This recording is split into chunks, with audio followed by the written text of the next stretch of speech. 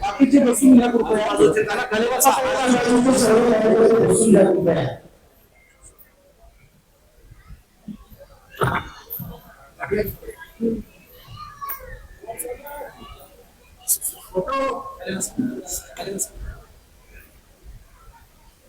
सोमनाथ सूर्यवंशी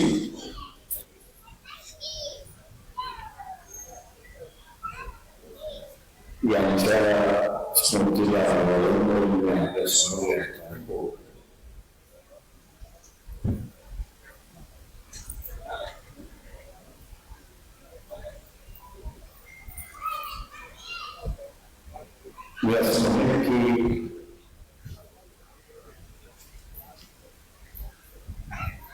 याच वर्षी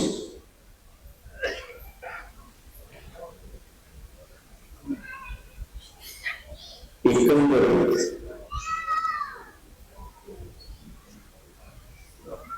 कस्तुरी डेथ असा जर आकडा आपण बघितला तर तो 1080च्या आसपास आणि त्याच्यामध्ये असणाऱ्या फक्त 3 जणांना शिक्षा झाली अशी असताना परिस्थिती.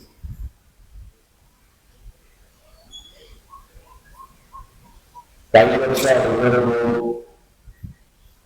कस्तुरी माझ्या मतदारसंघात झाले त्या कुटुंबालाही घेऊन भेटलो. त्यानं मला शिक्षा होईल न होईल याची मला काही सांगता येईल, पण तुम्ही लढायला पोलीस खात आहे कमी मार्ग म्हटलं तर आपल्याला त्या ठिकाणी काढताय आणि पोलीस खातं आहे म्हणून घाबरून जाण्यात काहीच अर्थ नाही. पोलीस दोषी असेल त्या दोषी पोलिसांवरती आपल्याला कारवाई करा, पण दुर्दैवाने मी असं म्हणेन की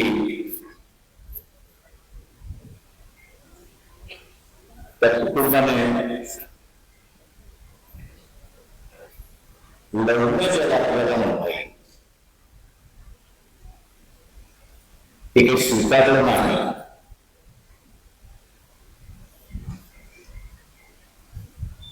आणि तीही पोलिसांना पाहिजे कशी दप्तरी रेकॉर्ड झाली अशी असणारी परिस्थिती. या सगळ्या ह्याच्यामध्ये मी असं म्हणेन कायद्यामध्ये जाणीवपूर्वक त्रुटी ठेवण्यात आली.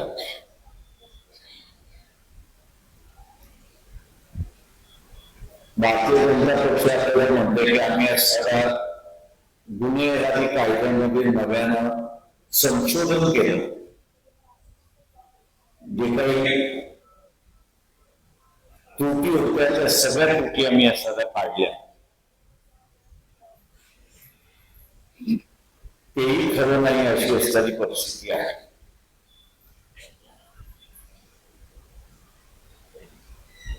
ज्या जुन्या कायद्यामध्ये त्रुटी होत्या त्या ह्या नवीन कायद्यामध्ये सुद्धा त्रुटी होती.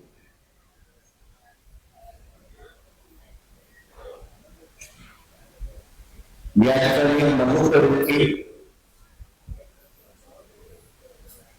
ज्या हिमतीने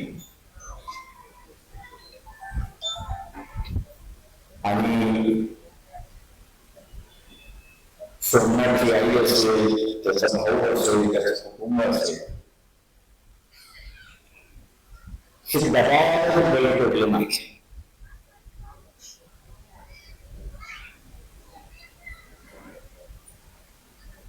त्यामुळे कायद्याची त्रुटी ही आम्हाला भरून काढतात.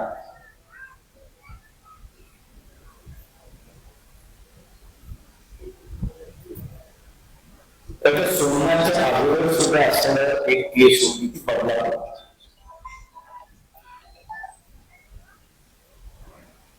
त्या बदलापूर मधला असलेला जो आहे तो आरोपी आहे. तुमचं बंद करून घे, सायलेंट टाकून घे. तो एका असणारा आरोपी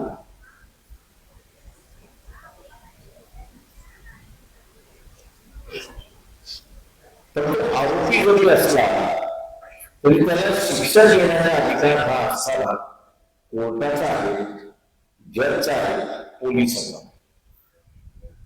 त्यालाही गोळ्या घालत त्याही केसमध्ये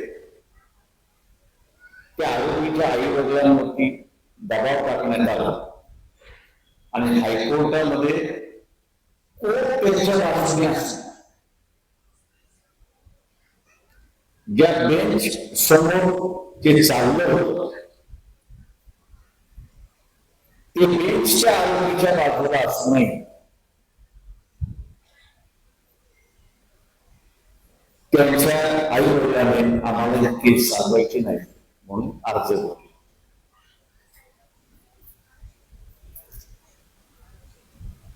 कोर्टाने तो अर्ज रेकॉर्डवरती घेतला.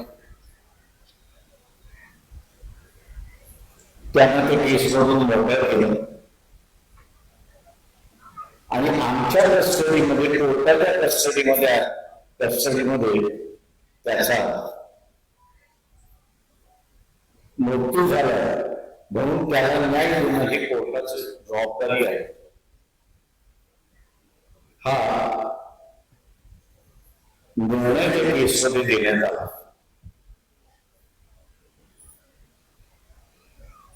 आणि सोमनाथ सूर्यवंशीच्या सुद्धा याच्यामध्ये की आंदोलन करत होतं, आंदोलन करण्याचा अधिकार सगळ्यांचा आहे.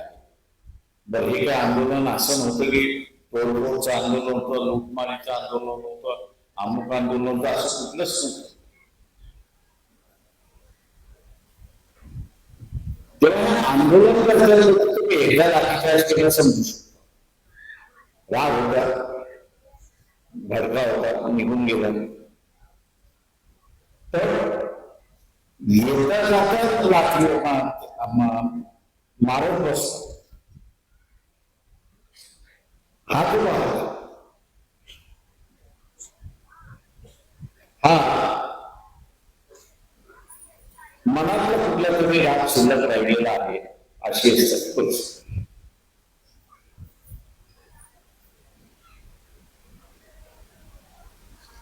कोर्टासमोर आपण असायला तर सगळ्या बाबी मान्य आहे.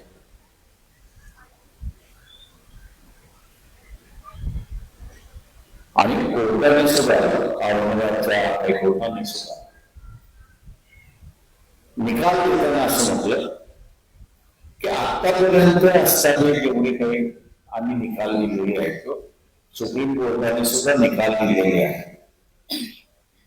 याच्यामध्ये दोन गोष्टी वेगळ्या आहेत आणि म्हणून आम्हाला नव्याने निर्णय द्यावा लागतो आणि त्या निर्णयाला अनुसरून असं त्यांनी दिला आणि सोमनाथ सूर्यवंशीच्या आईने ती कंप्लेंट आहे. तिने जो असलेला अर्ज दाखल केलेला आहे पोलीस 20 तारखेला तो आधार करून एफआयआर दाखल केला.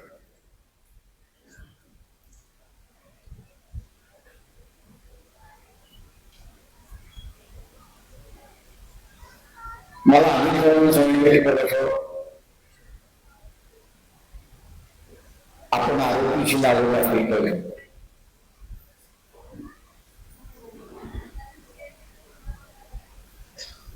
मी त्यांना म्हटलं की जो आर्थिक कायदा आहे त्या आर्थिक कायद्यामध्ये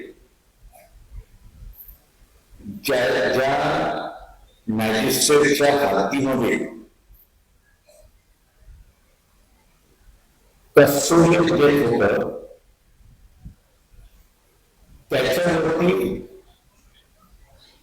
जबाबदारी दिलेली आहे की त्यांनी पहिल्यांदा हा नैसर्गिक मृत्यू आहे की अनैसर्गिक मृत्यू आहे याचा त्यांनी असणारा शोध घ्यावा. आणि एकदा का लक्षात आलं मॅजिस्ट्रेटच्या की हे असणारा अनैसर्गिक मृत्यू आहे, तर मग या अनैसर्गिक मृत्यूला जबाबदार कोण कोण आहे याच वर म्हणता येणार नाही किंवा सखोल चौकशी न करता सुखरूप दर्शने जे दिसतंय ते त्यांनी प्रिलिमिनरी इन्क्वायरी करून नमूद करून त्यांनी असं दाखल करायचं.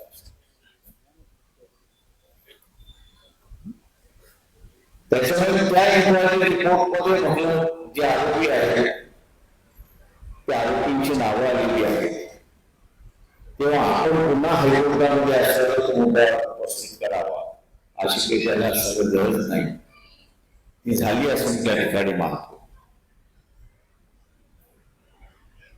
सुप्रीम कोर्टामध्ये सुद्धा मी असणारा तोच मुद्दा मांडला की सूर्यवंशीचा हा जो मृत्यू आहे हा कोर्टाने सूर्यवंशीला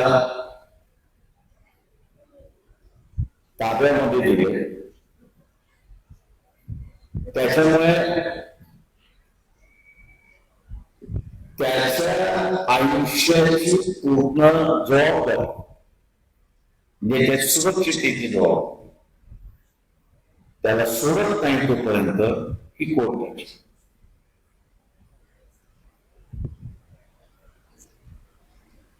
ही कोर्टाची तर सूर्यवंशीला न्याय हे सुप्रीम कोर्टाने मान्य केलं की कोर्टानेच दिला आणि म्हणून खालच्या कोर्टाचा निर्णय जसाच्या तसा त्या ठिकाणी राहिला, त्याच्यामध्ये कुठलाही बदल झाला नाही. त्यानंतरच्या असणाऱ्या ज्या काही घटना घडल्या त्या आपल्यासमोर एसआयटी स्थापन करण्यात आलेली आहे, त्याच्यामध्ये असणाऱ्या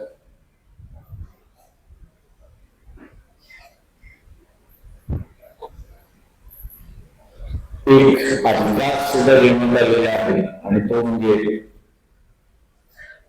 ही इन्क्वायरी चालत असताना एसआयटी बरोबर काम करते की न करते.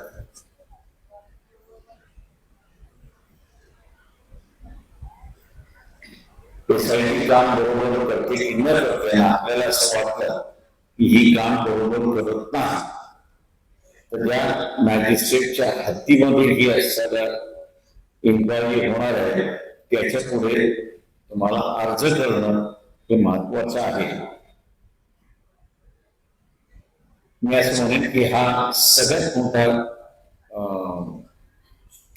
सूट मिळाली असेल किंवा अधिकार या कस्टोडियल कमी मिळाली असं मी त्या ठिकाणी म्हणणार आहे. आणि यापुढे सूर्यवंशीच्या निमित्ताने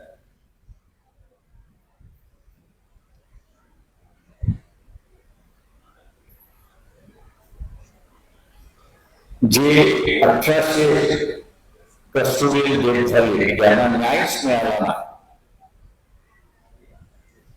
यापुढे सूर्यवंशीच्या निमित्ताने जेवढे जेवढे पोलीस कस्टडीमध्ये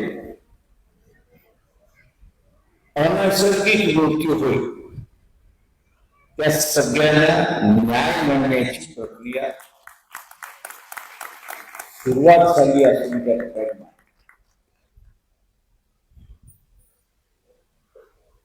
आणि यापुढे मी असणारी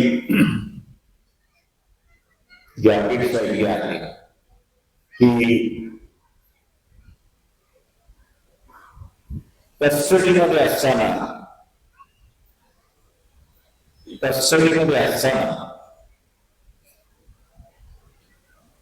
हा जी मृत्यूची संख्या वाढत तिला नुसता आळा बसणार नाही, तर ती देशभरामध्ये कमी होण्याची असणारी शक्यता आहे. त्या सोमनाथ सूर्यवंशीच्या याच्यामध्ये जी एक व्यवस्था आपण करून घेतली आणि पुढच्या तारखेला स्वतःच कोर्टाने असं सांगितलं की आम्ही असं एक नियमावली त्या ठिकाणी करणार आहोत. ही नियमावली देशभर लागू होईल.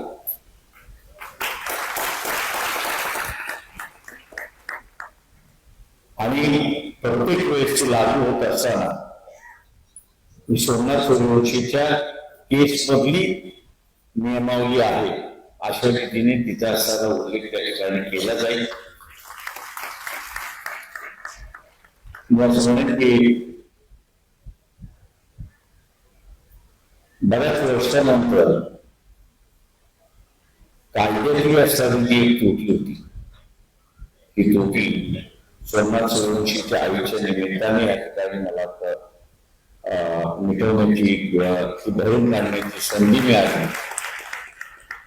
त्याला हिमतीने उभं राहणं, मी जसं म्हणाल की त्यांच्या या हिमतीला त्यांना स्वतःहून असं म्हणालो की तुम्हाला दाद देतो की आजपर्यंत जे काही प्रेशर आहे मी इतर जणांसाठी सांगत होतो, अगोदर सांगत होतो, त्यांना अगोदर सांगतो नाही.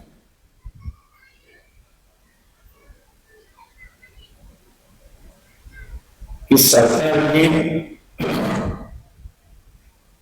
एखाद्याला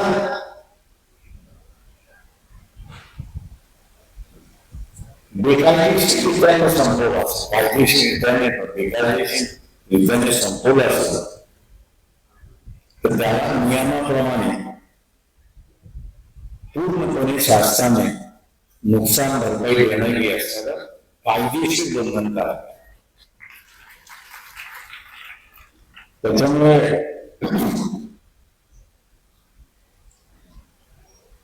त्यांनी फक्त 10 लाखाचाच उल्लेख केला या ठिकाणी. गोपाळ 10 लाख रुपये वडार समाजाचा आहे म्हणून 10 लाख रुपये द्यायला तयार होत. गोपाळांचा स्टेटमेंट सुद्धा त्या ठिकाणी मॅजिस्ट्रेट समोर आलेला आहे, काय काय त्यांनी केले याच्यापेक्षा मोठा आहे. तर मी जे म्हणतो की ते त्यांनी असं सगळं नाकारले, हिंमत दाखवली. ती हिंमत वाढवता आपण सगळ्यांनी दाद दिली पाहिजे आणि त्याच्याच बरोबर पोलिसाला काही घाबरण्याची गरज नाही.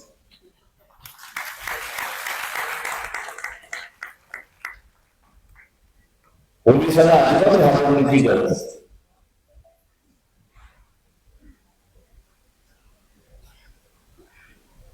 तर तुम्ही कुठलाही पोलीस अधिकारी कोर्टात फक्त येऊन थांबा,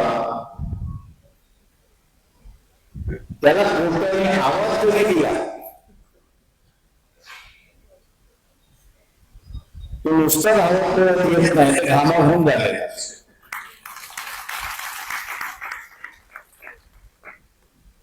तर त्याला माहित असतं की त्याची सगळी उडी मारण्याची ताकद जी आहे इथं संपली.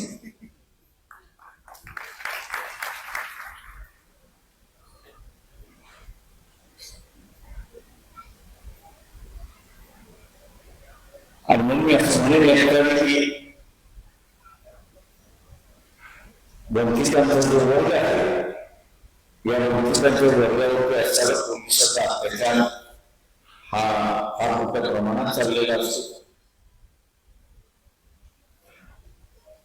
लढण्याची आपण असणारी हिंमत त्या ठिकाणी ठेवत नाही. तर महिना झाला, 2 महिने झाले, किती दिवस आपण लढायचा असं आपलं चाललेलं असतं.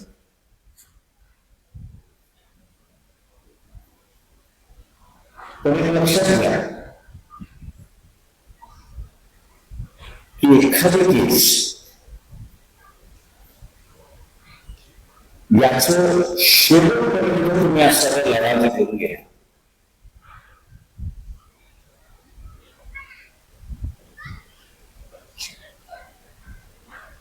शेवटपर्यंत घेऊन गेला तर त्याच्यातला निकाल तर त्या जिल्ह्यामध्ये परिस्थिती बदलली जाते.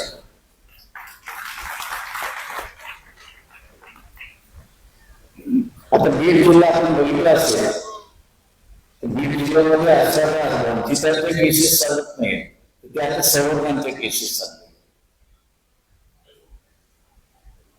पण तिथेही एक 3 प्रकरणं अशी होती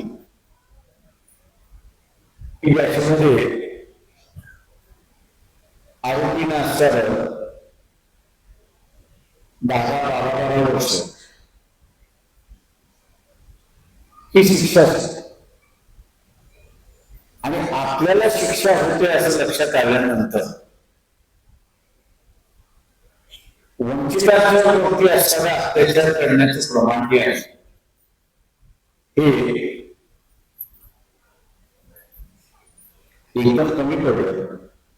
आणि आता असताना आपण बीड जिल्ह्यामधलं पाहिलं तर अत्याचार हा आता असताना संवर्गांमधलाच प्रकर्षाने बाहेर पडतोय अशीच कमी परिस्थिती. आणि म्हणून हा बदलाचा जो परिणाम ज्याला आपण म्हणतो त्याला वचक ज्याला आपण म्हणतो तो वचक बसवणं हा आपली असताना जबाबदारी अशी परिस्थिती आहे. मी असं म्हणत नाही की आधीच्या असणाऱ्या काही नाही चालत असतं तसं हेच तसं चालत होतं किंवा मला सरकार आपण ते कशाचं आणि म्हटलं कशाचं सरकार नाही तर म्हटलं तर पहिल्यांदा असं झालं की पोलिसाला आम्ही आतमध्ये वडार समाजाच्या प्रकरणामध्ये पोलीस आतमध्ये जातात आहेत हे तिथं म्हटलं फार मोठं मोठं.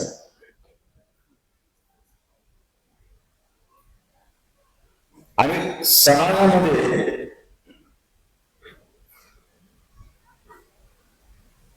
ही नव्याने जागृती झाली.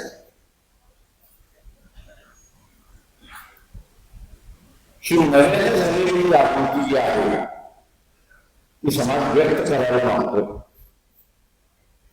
आणि त्याची असणारी ही ऊर्जा जी आहे ही ऊर्जा वाट करून दिली पाहिजे, त्याला संधी दिली पाहिजे. आणि त्याला कुठेतरी आपण आता मिळवलं, आपण काहीतरी मिळवलेलं प्राप्त केलेलं दुःखात का होईना पण प्राप्त केलेलं आहे हे त्याला व्यक्त करायचं आहे. आणि म्हणून या निमित्ताने त्याला व्यक्त करण्याची असणारी संधी ही आपण दिली पाहिजे. आधीची असणारी ही मागणी मान्य करून मी असताना हजर राहू तरी जबाबदारी आपण सुद्धा असताना त्या ठिकाणी एक लक्षात घेतो की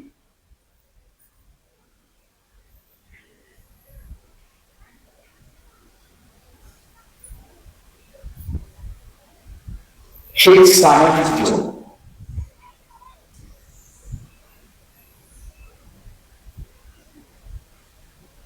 या सामाजिक जीवनाला आकार कसा द्यायचा, रूप कसं द्यायचं, नियम काय करायचे हे आपणच ठरवतो. आता दुसरं कोणी करत हे आपणच करतो. आणि आपण करत असल्यामुळे त्याचा हिस्सा आपण त्या ठिकाणी झाला.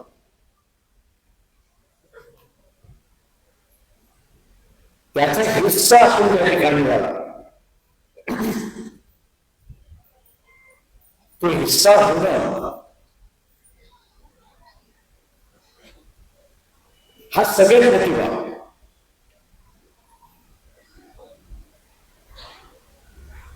तो हिस्सा झाला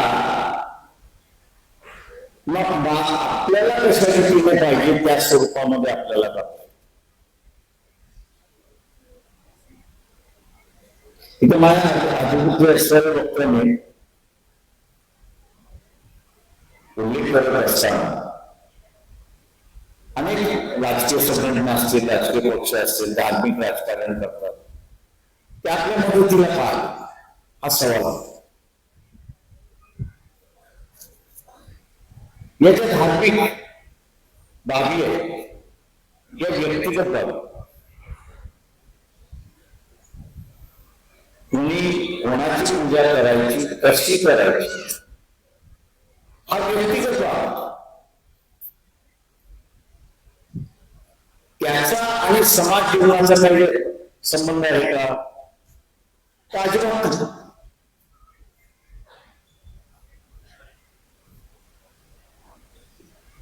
तर ज्याचा समाज जीवनाशी काही संबंध नाही त्याच्याशी आपण असं जोडायला गेलो तर मग आपण फसतो अशी असताना परिस्थिती.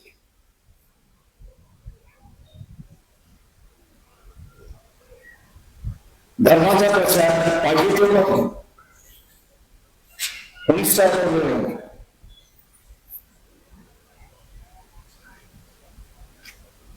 पण धर्माच्या प्रसारामध्ये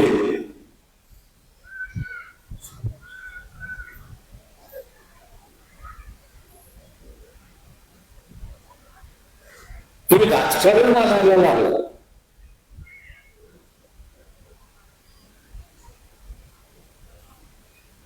राजकारण आणायला लागला तर मग माझं म्हणणं असं आहे की त्याची सुद्धा चर्चा केली पाहिजे. आज वडारांचा पुजारी, वडार समाजातला पुजारी हा पाटलाच्या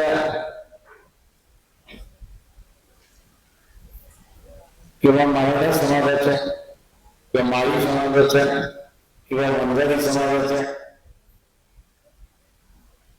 समाज लग्नामध्ये असेल किंवा व्यवस्थेमध्ये असेल त्याला बोलवलं जाणार, त्याला बोलवलं जाणार तर नाही. का नाही बोलवलं जाणार तर त्याला ब्राह्मण पुजारी एवढी त्याचं स्टेटस आणलेलं नाही.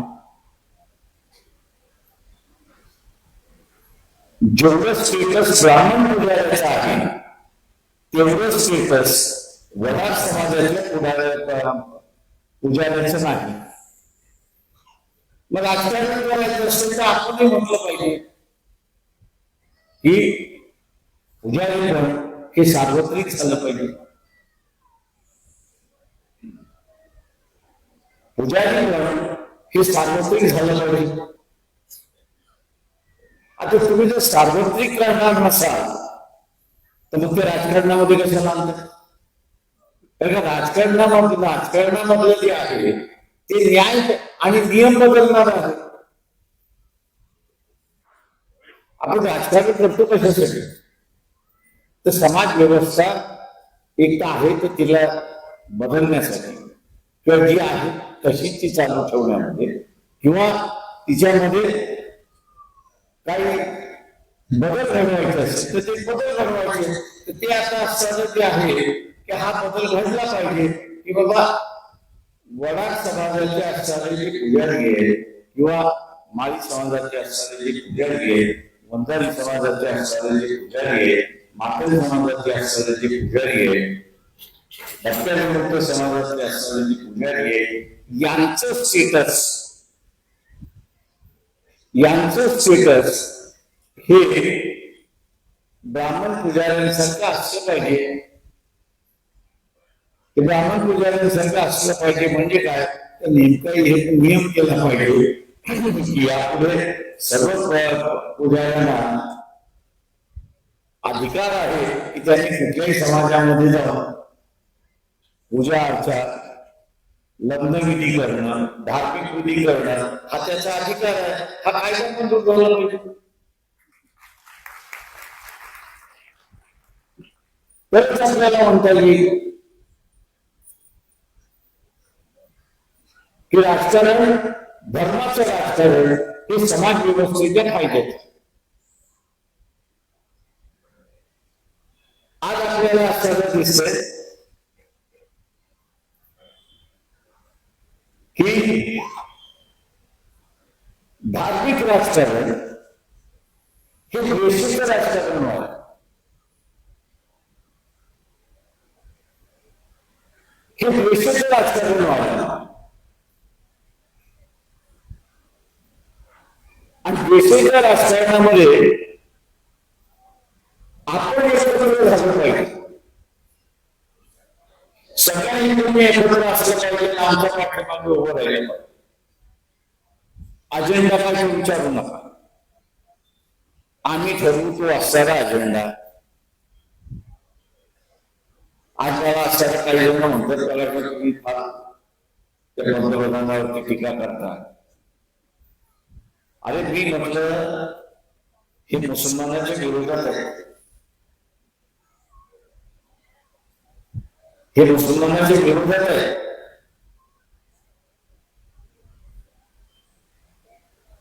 म्हटलं यांना संधी आली होती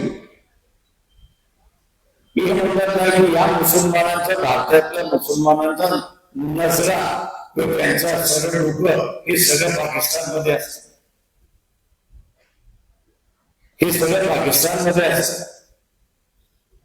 पहिल्या दिवशी आपण मान घातला ते बरोबर, पण दुसऱ्या दिवशी आपण असा बदल केला आणि पूर्ण पाकिस्तानचं असणारं एअर डिफेन्स जे आहे ते निष्प्रणाम केलं. म्हणजे इंदिरा गांधी जर असती तर तिने असताना पुन्हा नवा बांगलादेश, एक नवा बांगलादेश नाही तर तिने 5 नवीन बांगलादेश त्या ठिकाणी उभं केलं असतं आणि इथल्या मुसलमानांचं सेंटर जे होतं ते संपवलं असतं. आता ज्यांनी केलं नाही त्याला तुम्ही काय म्हणणार?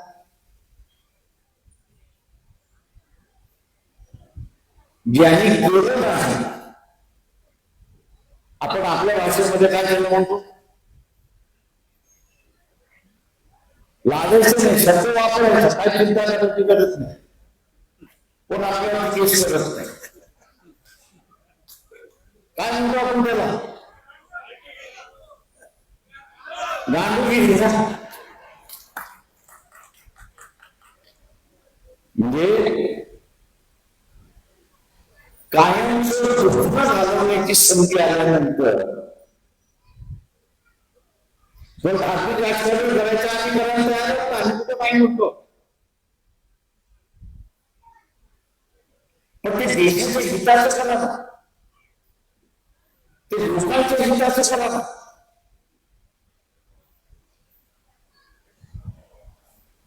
उद्या मला हे सांगा की टेररिस्टचा अटॅक होणार नाही याची गॅरंटी नाही. पण समजा या युद्धामध्ये पाकिस्तानच सोडलं नसतं आणि एका पाकिस्तानचे 5 पाकिस्तान झाले असते तर टेररिस्टचा अटॅक झाला असता का? कायम दुःख बंद केले तुम्ही, कायमचं दुःख तुम्ही बंद केले.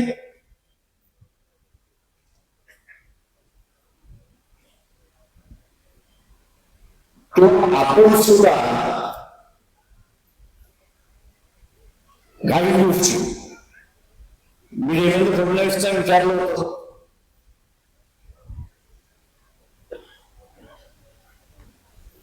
की नियमावली करण्याची गरज आहे, आपण त्या ठिकाणी कोर्टाला सादर करतो. त्याने मला सरकारी वकील जे होते ते सरकारी वकील असं म्हणाले होते की प्रकाश गव्हर्नमेंट इंटरेस्टेड आहे म्हणून आता माहित नाही, त्यांना एक सांगितलं मला एक सांगितलं.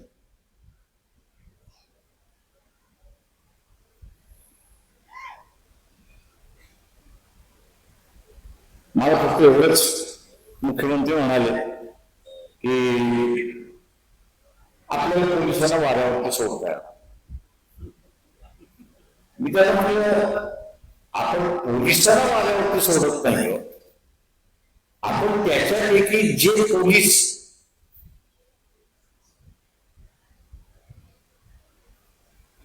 पोलीसच्या दायऱ्याच्या बाहेर करायला मागतात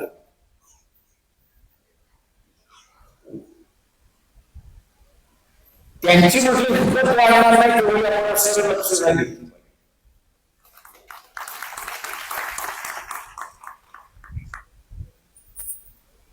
नाही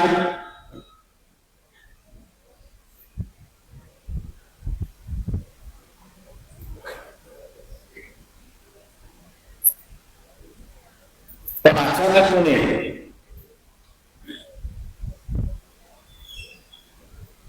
सुप्रीम कोर्टात जाणं हा जो निर्णय झाला,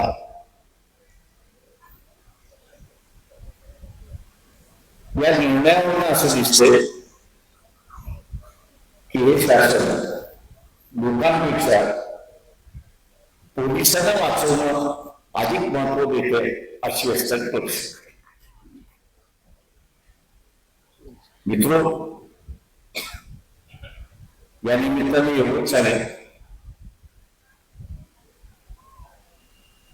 की जे पोलीस खात्यामध्ये दोषी आहे सन्मान चळवळीच्या हत्येमध्ये,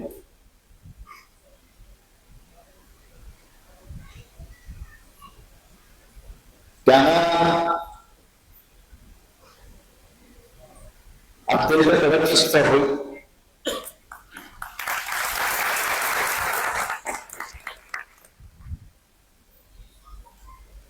आणि सन्मान चळवळीच्या निमित्ताने मी असं म्हणेन की पुढची तारीख 9 तारीख आहे हायकोर्टातली. त्यावेळेस नियमावली तयार झाल्यानंतर उरलेले ते पोलीस स्टेशन मध्ये वाढलेले आहेत किंवा ज्यांच्यावरती अत्याचार होईल त्या सगळ्यांना जो न्याय मिळत नव्हता, ती न्याय मिळण्याची प्रक्रिया सुरुवात होईल असं मी त्या ठिकाणी मानतो. आपण सगळेजण या ठिकाणी नामदार सरकार केल्या त्याबद्दल मी आपल्या सगळ्यांचा आभारी आहे. नमस्कार.